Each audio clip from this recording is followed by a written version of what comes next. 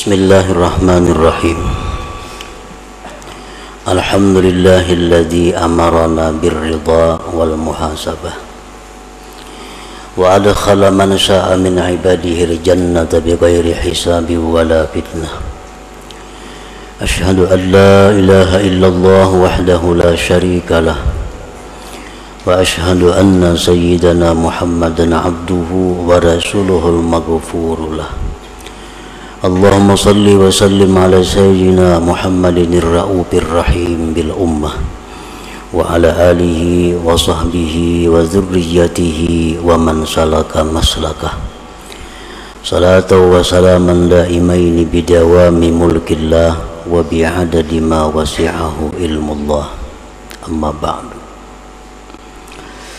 Yang kita hormati dan kita cintai para habaib dan para alim ulama, guru-guru agama, para muhibbin, hadirin hadirat rahimakumullah. Alhamdulillah, puji syukur kehadirat Allah yang telah mengumpulkan kita bersama-sama di tempat yang mulia, di tempat yang penuh berkah ini. Salawat dan salam kita haturkan kepada junjungan kita Nabi besar Muhammad sallallahu alaihi wasallam dan kepada seluruh keluarga, para sahabat, zuriat dan pengikut beliau. Para muhibbin rahimakumullah, al-hikmatu tsaniyah wal ishrun min al-hikamil ataiyah. Qala al-imam Ahmad ibnu Athaillah as-Sakandari rahimahullah wa nafa'ana bi ulumih. Hikmah yang ke-22 dari Al-Hikam Al-Ataiyah. Berkata pengarang Al-Imam Ahmad bin Athaillah As-Sakandari rahimahullah, ma min nafasin tubdihi illa walahu qadarun fika yumdihi. Yang artinya, tidak ada daripada nafas, tidak ada daripada nafas yang kamu tampakkan, yang kamu zahirkan, yang kamu keluarkan, melainkan bagi nafas itu ada takdir pada engkau yang Allah lalukan. Nah, itulah arti daripada hikmah yang ke-22 ini. Yang maksudnya adalah inna anfasaka wa anfasa ghairik qad ammahal qadar. Sesungguhnya napas-napas engkau dan napas-napas selain engkau sungguh telah meliputi akan dia oleh takdir. Jadi seluruh napas-napas kita ini dan napas-napas orang lain itu semuanya tidak lepas dari takdir Allah. Walaupun satu napas, tidak ada yang keluar daripada takdir Allah.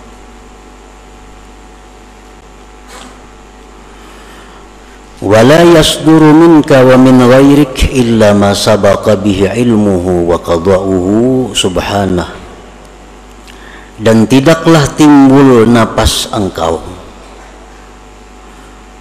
dan tidaklah timbul itu napas daripada engkau dan dari selain engkau, melainkan yang telah terdahulu dengannya pengetahuan dan keputusan Allah subhanahu wa ta'ala.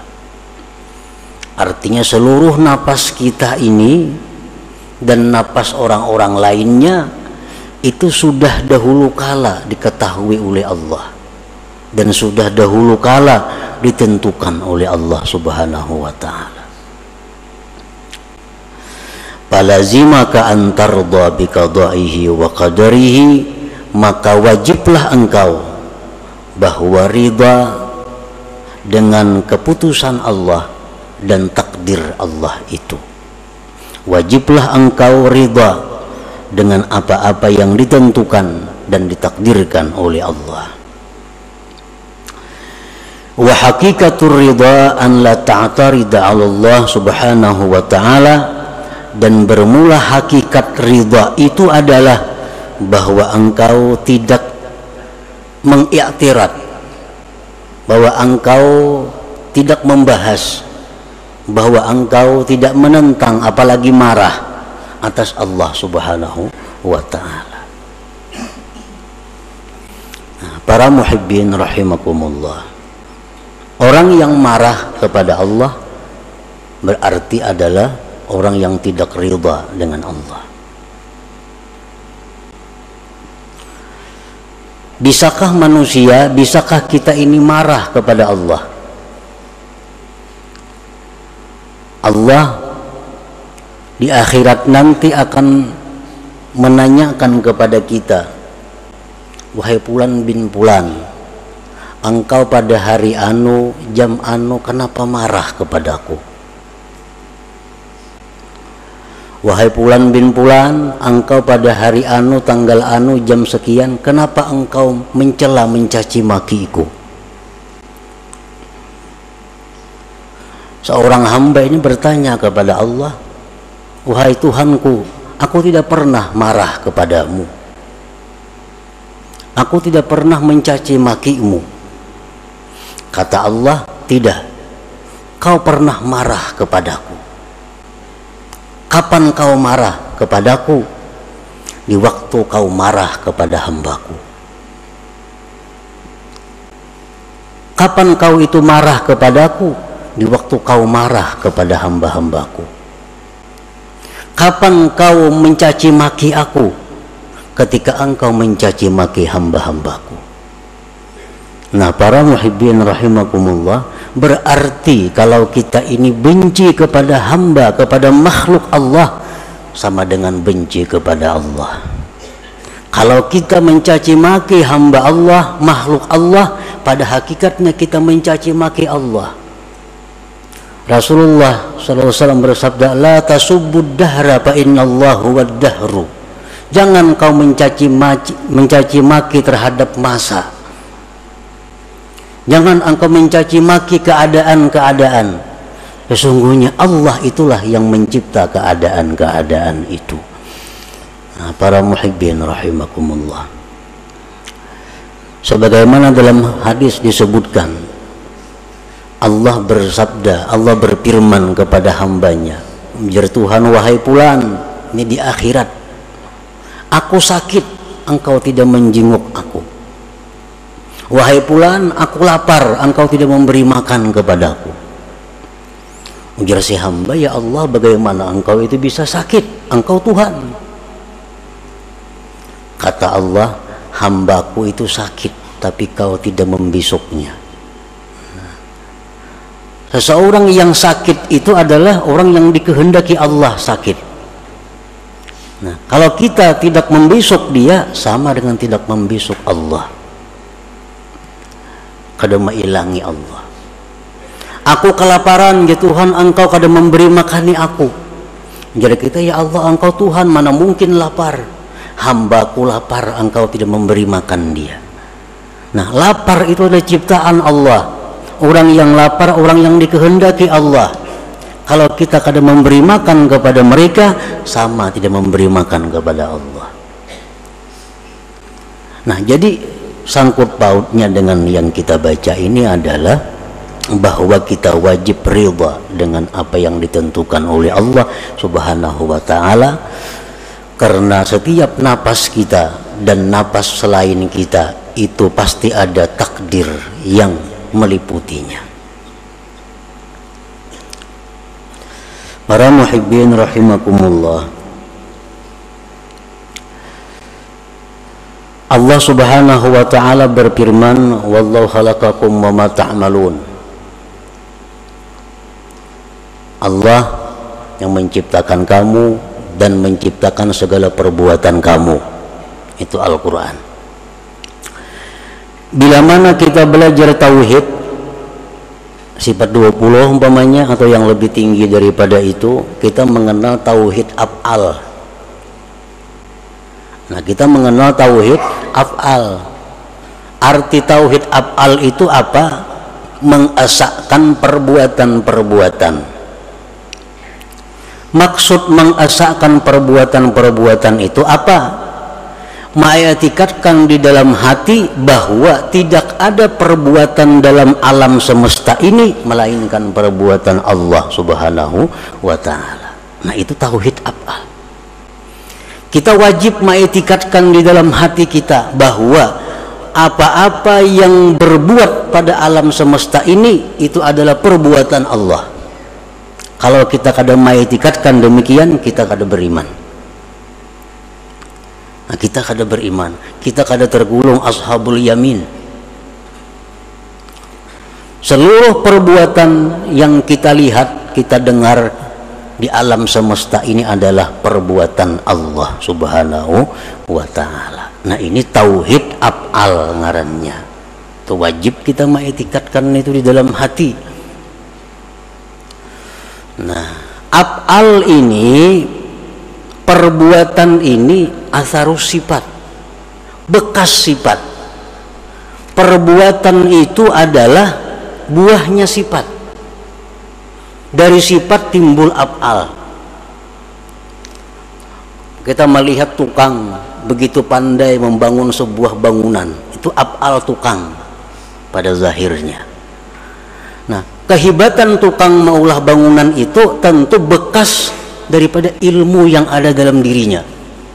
Ilmu sifat. Jadi karena adanya sifat ilmu dalam diri si tukang ini, timbullah perbuatan membikin gedung, membikin rumah yang bagus. Nah, jadi af'al itu adalah keluarnya di sifat.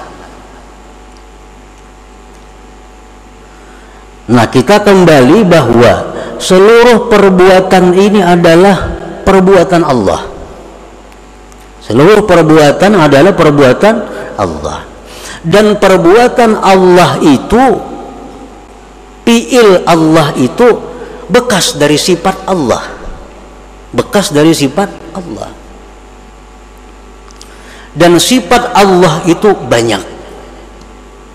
Sifat Allah banyak. Tetapi kesimpulan dari banyaknya sifat Allah itu dibagi dua. Ada sifat Allah yang dinamakan Al-Jamal, ada sifat Allah yang dinamakan Al-Jalal. Al-Jamal ini artinya keindahan, keelokan. Seperti apa sifat-sifat yang dalam kelompok Al-Jamal ini? Sifat pengasih, penyayang, pecinta, pemelihara, pemberi, pemaaf, pengampun. Itu sifat-sifat keindahan, keelokan. Yang kedua dinamakan sifat Al-Jalal, sifat kebesaran. Dalam kelompok sifat kebesaran ini, Allah itu maha menyiksa, Allah itu maha memudaratkan, Allah itu maha menggagahi, Allah itu maha perkasa. Nah, ini kelompok sifat Al-Jalal ngarannya. Jadi seluruh perbuatan-perbuatan yang ada kita lihat ini, itu kada lepas daripada antara dua. Bisa Al-Jalal, bisa Al-Jamal. Bisa keelokan, bisa kebesaran. Nah, para muhibbin rahimakumullah, kalau kita melihat manusia, nah manusia ini orangnya penyayang, pemaaf, tutur katanya lembut, dikawani nyaman, dikawani kadesuh membahas. Nah, ini adalah bekas daripada jamal, keindahan Allah. Ada kan kita bisik manusia nangka itu? Pasti ada. Manusia-manusia yang tutur katanya lembut, orangnya pemurah, orangnya penyayang, orangnya kada penyinggungan, orangnya kada pengarasan, orangnya kawa diatur. Ada kada manusia macam itu? Ada. Nah, ini adalah sifat-sifat yang nampak pada orang itu, sifat keilukan Allah. Nah, kalau kita berhadapan dengan sifat keilukan ini, kita dengan mudah ridha kepadanya, senang, dengan mudah ridha kepadanya.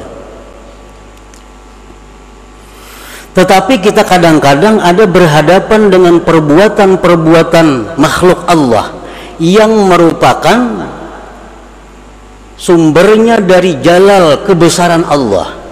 Orangnya kasar, salah sedikit tersinggung, salah sedikit bisa kada memberi, salah sedikit bisa menghantam. Ada kada manusia macam itu? Ada. Kada kawat salah kalau amuk. Nah, ini adalah manusia-manusia yang merupakan perbuatannya itu dari sifat jalal kebesaran Allah. Nah, kita dituntut untuk juga ridha kepada orang seperti ini. Kita dituntut juga untuk ridha dengan orang seperti ini. Jangan hanya ridha kepada yang jamal tadi, nyaman itu. Tapi kita mesti juga ridha kepada yang jalal, karena kedua-duanya adalah sifat Allah Subhanahu wa ta'ala. Nah, di sini kita diuji tauhid af'al kita. Apakah kita tauhid af'al itu hanya sampai dalam kitab? Apakah tauhid af'al kita hanya sampai utak? Apakah sampai ke hati kita? Bisakah kita ridha kepada orang-orang yang kita berhadapan dengan orang-orang yang bersifat berkelakuan al-jalal? Tutur katanya kadang menyamani, padas. Kadang-kadang bisa memukul, kadang-kadang bisa menyindir, kadang-kadang pokoknya ngalih diatur manusia nih. Nah, ini pun adalah dari sifat Allah al-jalal. Nah, kadang-kadang kita marah kepada orang seperti itu, kadang-kadang kita benci kepada orang seperti itu. Nah, di akhirat nanti Allah, kenapa kau benci kepadaku? Kenapa kau marah kepadaku? Biar kita kan ada marah kepada engkau, ya Allah. Ya Tuhan, tuh ada hambaku nang ceribit, kenapa engkau marah kepadanya? Ada hambaku nang keras, kenapa engkau marah kepadanya? Berarti kau marah kepadaku. Karena sama-sama dari sifat Allah Subhanahu wa ta'ala. Nah, inilah kita dituntut dengan ridha ini. Falazimaka antarda biqadaihi wa qadarihi wa hakikatur ridha an la ta'tarida 'ala Allah Subhanahu wa ta'ala. Anak, kadang-kadang anak kita ini macam-macam. Ada anak yang merupakan percikan daripada jamal Allah, atau katanya bagus, hormat lawan kuitannya, maasi apa nang dituduhi, memperhatikan lawan kita, sayang lawan kita. Nah, ini anak adalah percikan daripada keilukan keindahan Allah. Kita ridha dengan anak ini, nyaman ridha, nyaman senangnya. Tapi ada anak nang kada kudu diurus, nang kehendaknya, hendak kita kada jalan, jadi kita A nya B, jadi kita ke pasarnya kada mau, jadi kita gawi ini, gawi ampunnya nang jadi. Nah, ini anak adalah percikan daripada jalal Allah. Nah, apakah kita benci dengan anak ini, marah kepada anak ini, berarti kita marah kepada Allah Subhanahu wa ta'ala. Nah, disitulah kita dituntut ridha kepada Allah. Jadi ridha kepada Allah jangan separuh-separuh. Ini nang jamalnya aja nang ridha, tapi urusan nang jalalnya di situ kita benci dan murka kepada Allah Subhanahu wa ta'ala. Nah, para muhibbin rahimakumullah, dan semuaan yang ada di alam semesta ini kada akan lepas daripada dua sifat itu. Apapun makanan. Nah, makanan ini kalau nang percikan daripada jamalnya Allah, dimakan nyaman, menyihatakan awak, rasanya nyaman, harganya murah. Ini jamal Allah, jamal Allah. Ada nang makanan bila kita makan batuk, Ada yang bila tak makan ini meriap dingin. Ini makanan ini percikan daripada jalal Allah. Kadang kau diurus makanan ini. Dan kadang-kadang kedua sifat itu ada pada diri kita. Ada pada diri kita.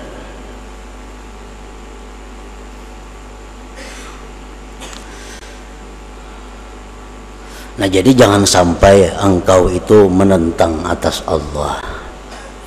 Jangan sampai engkau itu marah kepada Allah. Jangan sampai engkau benci kepada Allah. Karena nanti di akhirat kita akan ditaubih oleh Allah. Apa taubih itu artinya? Ditumpalakakan oleh Tuhan bahasa kitanya. Nah, ikam gitu Tuhan waniknya menyeriki aku lah. Waniknya ikam ini mendendam lawan aku lah. Jadi kita asal ada mendendam engkau ya Allah. Nah ya Tuhan, ikam dendam lawan hambaku. Ikam dendam lawan Fulan bin Fulan. Engkau marah dengan Fulan bin Fulan. Padahal itu adalah merupakan perbuatan daripada aku. Nah, para muhibbin rahimakumullah, kalau kita berhadapan dengan satu kemunkaran, dengan satu kemaksiatan, nah di sini yang perlu kita terapkan di dalam hati kita dan di dalam zahir kita, munkar. Allah menyuruh kita membenci yang munkar. Di sisi lain Allah memerintahkan kita supaya ridha dengan apa yang terjadi. Nah, apabila kita melihat satu kemunkaran, ini mesti dua sesuatu yang berfungsi, syariat dan hakikat, kada boleh terlepas. Syariat kita benci kepada munkar, yang kita pandang adalah munkar itu ikhtiar dari Fulan bin Fulan. Tetapi terhadap kemungkaran itu kita bisa memaklumi, bisa meridai kalau kita pandang bahwa kemungkaran itu adalah perbuatan daripada Allah Subhanahu wa Ta'ala. Jadi mesti kedua-duanya. Kalau kita marah kepada yang munkar, jangan marah ke hati-hati, apalagi dendam ke dalam hati, itu keliwatan. Kalau kita melihat yang munkar, jangan setuju, jangan tersenyum, itu pun salah. Tapi bila kita melihat yang munkar, disinilah pedang yang diistilahkan ulama dengan pedang yang bermata dua.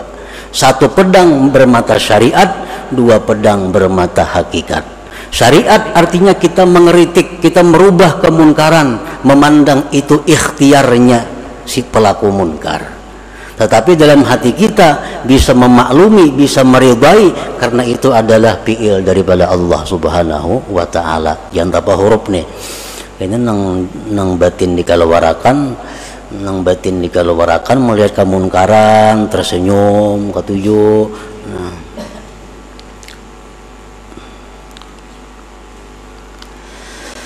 Nah, fa'ampasuka ma'dudatun wa mahsubatun fa idza intaha akhiru ampasika rahalta ila akhiratika wa tarakta ad-dunya wa zinataha wa ma ahbabta fiha min malin wa jahin wa ahlin wa ghairiha. Maka bermula napas-napas kamu itu dihitung dan dihisap. Napas kita nih Allah ada hitungannya, berapa triliun kali kita bernapas sepanjang umur. Ada yang diberi jatah bernapas 1 miliar kali. Allah mampu menghitung napas seluruh makhluknya. Ada orang yang diberi jatah oleh Allah, engkau diberi jatah oleh Tuhan bahwa bernapas cuma 1000 kali, habis itu pasti mati. Ulahkan napas buatan, kadang kau dibuat-buat napasnya itu ulahan Allah. Napas engkau itu dihitung oleh Allah dan dihisap. Bila habis akhir napas engkau, berarti engkau pindah ke akhirat engkau, dan engkau tinggalkan dunia dan perhiasannya dan yang kau cintai pada dunia daripada harta, kedudukan, keluarga dan lain-lainnya. Wa idza kanatil anfasu ma'dudatan wa mahsubatan fama baluka bi af'alika wa aqwalika wa khatarati qalbik. Apabila napas kita itu dihisap oleh Allah, napas dihisap, Ikam ya Tuhan bernapas sekian kali sehari, kemana digunakan napas itu? Nah, bila napas itu dihisap, apalagi perbuatan kita, apalagi perkataan kita, dan apa-apa yang dibicarakan oleh hati kita. Qala ta'ala inna sam'a wal basara wal fu'ad wa kullu ulaika kana anhu mas'ula. Pendengaran, penglihatan, hati, seluruhnya itu akan ditanya oleh Allah Subhanahu wa ta'ala. Qala sallallahu alaihi wasallam ma min 'abdin yakhtu khatwatan illa su'ila anha ma arada biha. Tidak ada dari seorang hamba yang melangkah satu langkah, melainkan dia akan ditanya di akhirat nanti, langkah itu kemana, untuk apa. Kita ini bakunjang, belangkah, salangkah, itu ada catatannya di sisi Allah, dan akan ditanya, engkau pada hari anu jam anu melangkah untuk apa?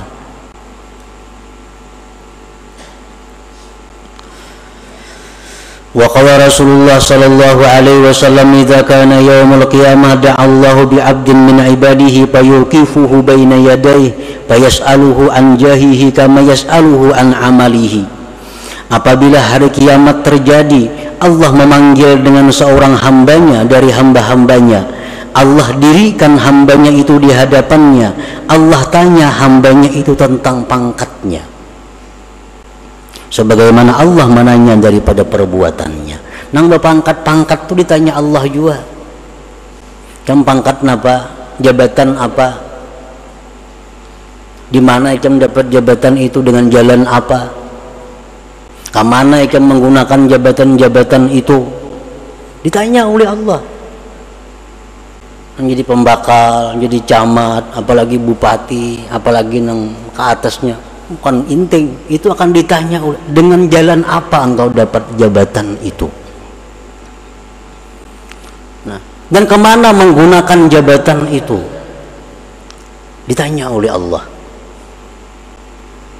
Dengan apa dapat jabatan itu? Kayak apa caranya minta jabatan? Imbah menjabat bang, kayak apa kelakuannya?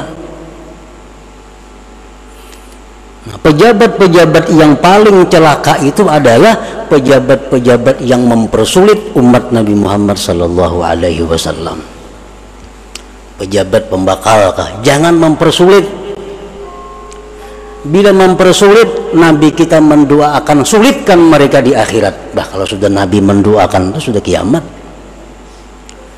Nah, pejabat-pejabat itu ya Nabi, mudahkan atas umatku urusan mereka, jangan dipersulit. Kalau mempersulit, Allah akan menyulitkan kamu di akhirat. Kalau Allah menyulitkan di akhirat, pasti akan binasa. Orang mula KTP jangan tapi dipersulit. Maulah kartu keluarga, maulah apa, maulah mengirim proposal, jangan dipersulit, apalagi diintai duit. Kenapa? Bahayanya. Amunnya beriman, takutan itu. Cuma karena tipisnya iman, ya gawian nangka itu. Dikiranya Allah itu buta. Dikiranya Allah kada menghitung. Dikiranya Allah kada menghisap. Padahal Allah akan menghisap, menanya. Nabi kita mendoakan itu. Siapa-siapa yang mempermudah umatku, permudahkan ya Allah dia. Mudah. Tapi siapa yang mempersulit umatku, sulitkan urusannya. Ini orang maulah surat apa, dipersulit, mengkau dipersulit, persulitnya aja kayak apa, bulik-bulik 4-5 kali bulik. Supaya kada biris.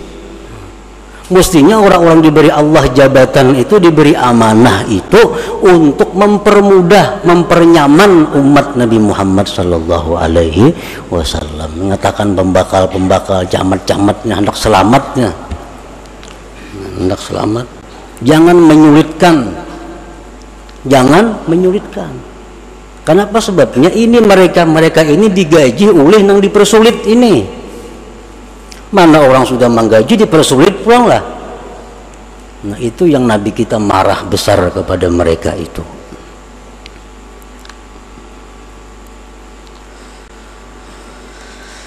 Qala Umar ibn Khattab radhiyallahu anhu, hasibu anfusakum qabla an tuhasabu wa zinuha qabla an tuzanu. Nah, ini Sayyidina Umar mengajarkan kepada kita cara supaya mati itu di akhirat itu kada dihisap, kada ditanyai oleh Allah macam-macam. Sayyidina Umar mengajarkan, Sayyidina Umar, hisaplah diri kamu sebelum dihisap orang. Nah, kita hisap berdahulu. Karena di sana kita kada dihisap orang lagi. Bila kita di sini kada menghisap, di sana kena hitungannya ngalih. Nah, bagaimana cara menghisap diri itu? Bagaimana cara menghisap diri? Bagaimana cara muhasabah yang sebenarnya? Wa inna ma hisabuhu li nafsihi ay yatuba an kulli ma'siyatin qabla al-maut taubatan nasuha wa yatadaraku ma farata fi faraidillah azza wa jalla wa yaruddul mawalim ila ahliha wa yastahillu kulla man ta'arrada lahu bi lisanihi wa yadihi hatta yamuta hadha yadkhulul jannata bighairi hisab. Menghisap diri itu adalah artinya tobat dari tiap-tiap maksiat. Tobat nasuha, jangan tobat bebulikan. Tobat nasuha, satu. Yang kedua, bayari hutang-hutang kepada Allah. Hutang puasa, hutang sembahyang, bayari hutang nazar. Kembalikan kezaliman-kezaliman kepada pemiliknya. Pernah memungut pungutan liar, bulikakan no ampunnya. Dalam dunia nyaman bulikakan, mau di akhirat ngalih. Bulikakan kepada ampunnya. Kita pernah mencuntan, bulikakan. Kada kau lagi membulikakan, minta halal. Orangnya sudah mati, minta halal kepada ahli warisnya. Ahli warisnya kada ada lagi, banyaki beramal ibadah, hadiahkan pahalanya lawan orang nang hartanya dicuntan itu. Hadiahkan, baca Fatihah ayat 4, hadiahkan pahalanya. Nah, ya Allah, ini hamba membaca Fatihah ayat 4, pahalanya beriakan ya Allah untuk orang-orang yang pernah hamba ambil hartanya, orang yang pernah hamba gibah pribadinya dan sebagainya. Itu jalan terakhir. Nah, bila kita bisa melakukan itu, mati kita yadkhulul jannata bighairi hisab, maka masuklah surga tanpa dihisap lagi. Nah, ini amalan masuk surga nang tanpa hisap nang sebenarnya itu. Kalau ada amalan-amalan siapa membaca ini masuk surga bighairi hisab, itu hanya penunjang. Siapa sembahyang tengah malam masuk surga tanpa hisap, itu hanya penunjang. Tapi intinya adalah ini, tobat dari maksiat, bayari hutang kepada Allah, bulikakan harta-harta orang yang ada pada diri kita, pada kekuasaan kita, bulikakan, dan minta halal kepada orang-orang yang kita sakiti, yang kita aniaya. Pertahankan sampai mati, mati kita ngarannya husnul khatimah, masuk surganya bighairi hisab. Nah, itu yang dimaksud daripada hikmah yang ke-22 daripada Al-Hikam Al-Ataiyah ini. Nah, selanjutnya yang ke-23. Ila hadratin Nabi sallallahu alaihi wasallam. Al-Fatihah. Bismillahirrahmanirrahim.